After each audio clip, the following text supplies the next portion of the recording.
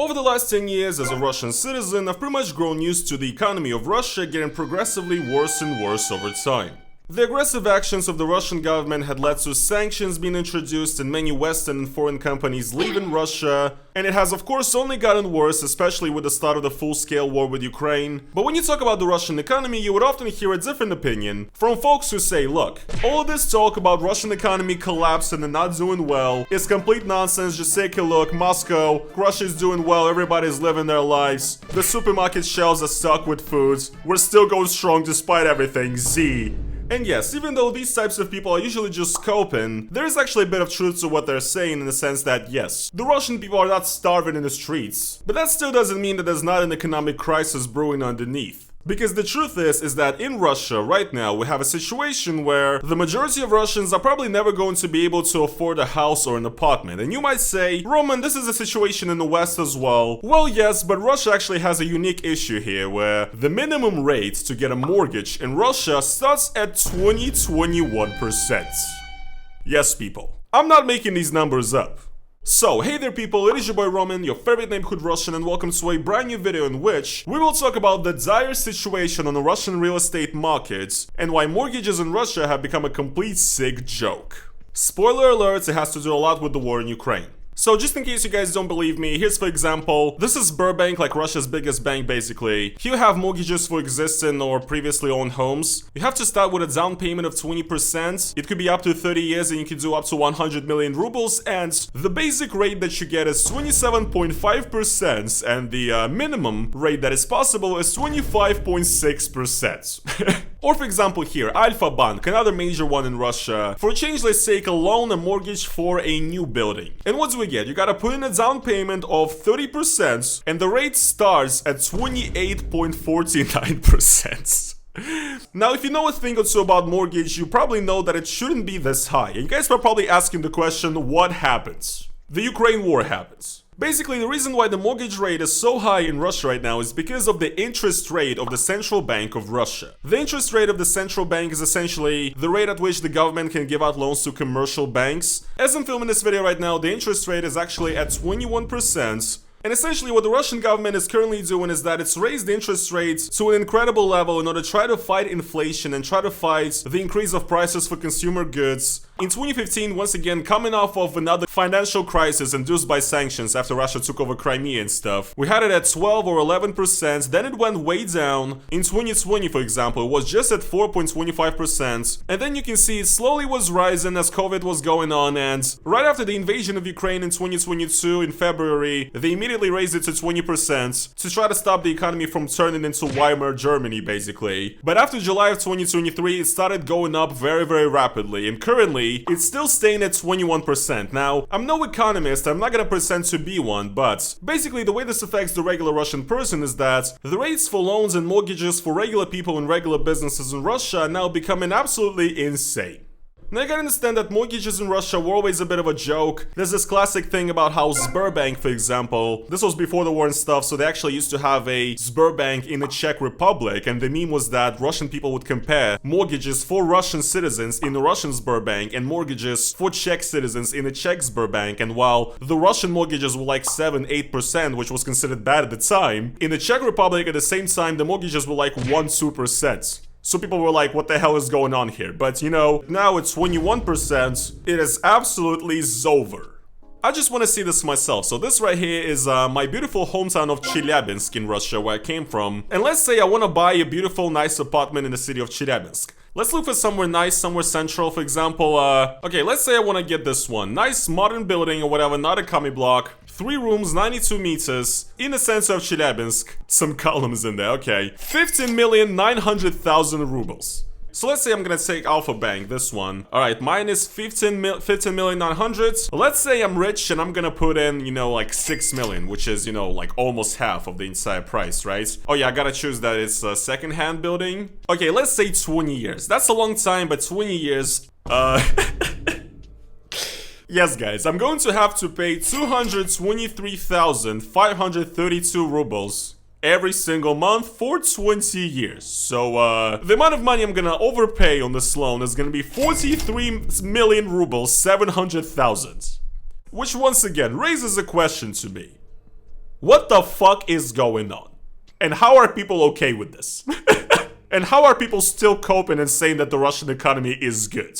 Now, I know there's gonna be some commenters coming in right about now saying, oh, once again, Western propaganda shitting on Russia. You just don't know that Russia actually has special mortgage programs, where the government actually provides discount rates and helps the people who are in need to actually get housing.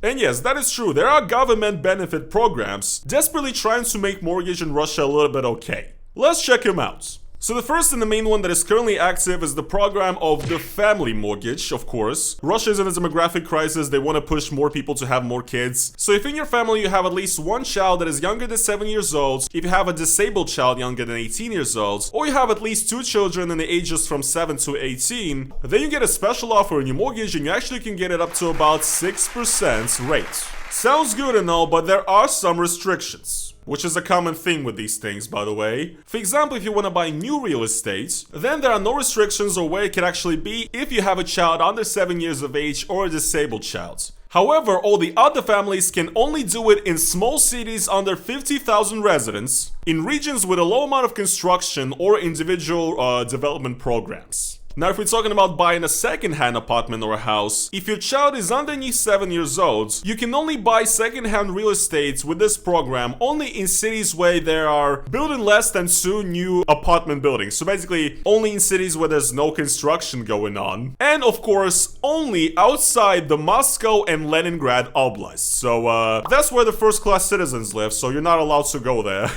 And if a family has a child who is disabled and is from 7 to 18 years of age, they can only buy second-hand real estate in regions where there's absolutely no new large apartment buildings being built. And actually try to do a bit of research once again, just to see about my city of Chelyabinsk, for example. Here I am on like a governmental website where you can actually see if your city is included in the program of the family mortgage. So let's type in Chelyabinsk. There we go, let's check.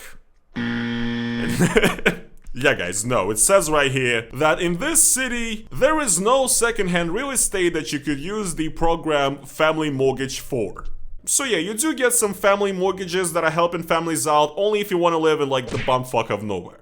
There's also limits on how big the loan can be and stuff, so pretty restrictive. You also have some other programs, for example, Far East and Arctic Mortgage, which actually gives you up to 2% rate. But don't get too excited, guys, you're not gonna get to live in the city of Vladivostok with this either, because this is essentially meant for real, like basically uninhabitable frontier regions of like Siberia, where there is absolutely nothing. Of course, just like you might expect, there's also a special benefit for the participants of the special military operation. Russia is currently preparing some benefits for them. Apparently, you're going to be able to get like a 2% mortgage if you're a veteran of the war in Ukraine. So once again, very equal country. And also the funniest by far for me is that there's actually a special mortgage thing existing for IT specialists, which was introduced in like 2022. It gives you a 6% rate and you actually have to work in a certain company that is like in the list of the Russian government or whatever. And the only reason why they introduced this program is actually to try to stop IT specialists and like programmers from leaving Russia. So they're offering them like discounted mortgages. You can only buy an apartment or a house that is new in any region of Russia except Moscow and St. Petersburg, of course. Of course. And I know some of you guys might say, Roman, you just being negative. The Russian government, you know, clearly, yes, the economy is not in a good state, but they're at least trying to do some damage control here. And at least they're trying to help out some people. Sure, I guess, but the issue is that it's these precise mortgage benefits and governmental programs that created a complete mess on the Russian real estate market in the first place. Last summer, in 2024, Russia actually officially ended their biggest mortgage program, which gave people a discount so that they would have only an 8% rate. This program actually existed for 4 years, since 2020 till 2024, and essentially led to a bit of a catastrophe. This mortgage program was actually fully only devoted to new buildings, so the idea here was not only to try to make housing more affordable for more people, but also to incentivize building contractors and construction companies in Russia to create more real estate, to create more buildings, to build more. This program overall led to the banks and the construction companies coming out on top. They made a ton of money, but it actually kind of only got worse for the regular people because this kind of reduced mortgage attracted a lot of new buyers, the demand increased massively, and the housing prices in Russia actually only went up about like 3 times since 2020, and the availability and the chance of a regular person to ever be able to afford a house went down even more. And then once again we get to the Ukraine war, right after which Russia got sanctioned by pretty much everybody, the West. Tons of companies, tons of investment and finance left Russia, and the Russian government once again had to somehow cope so that the economy is not completely destroyed, and so they introduced the high interest rates, which in turn made mortgages an absolute joke. And combine that with the fact that housing prices have increased a lot over the last 4 years, you pretty much have a recipe for disaster. I can immediately come up to a conclusion from this. If Russia was just a normal peaceful country that would develop itself and not attack its neighbors and try to always overtake and conquer somebody, then perhaps the economy of Russia could be more prosperous and stable and would actually have a strong stable currency that we could depend on, and the government would not have to enact such insane financial measures to try to stop inflation. But guys, unfortunately we live in a different reality. And 30% mortgages is what you get. You get what you fucking deserve!